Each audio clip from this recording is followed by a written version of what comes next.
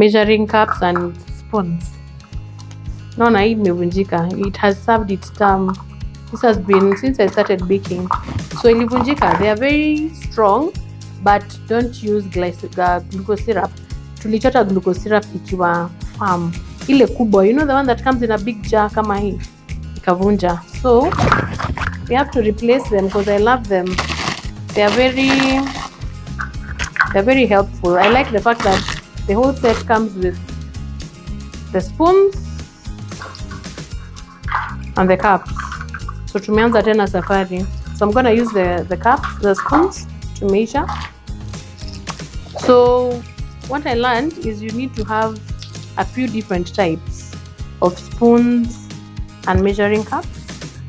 So anytime I have to do glucose syrup, I use these ones. These ones are firm.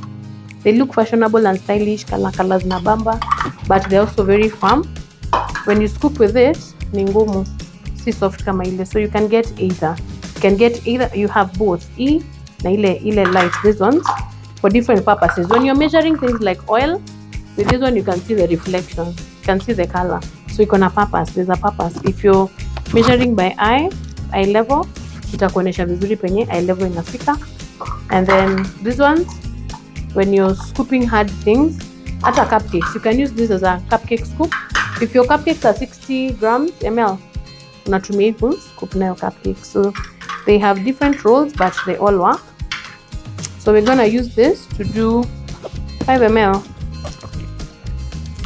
of flavor. So I'll just squeeze from the squeeze bottle because why not? Maisha ni nyepesi. So you'll not see the color because it's clear, but you'll feel the kick. Yeah, add a little. You'll feel the kick of the strawberry in the mix. Then you just fold it in for the flavor ingie vizuri.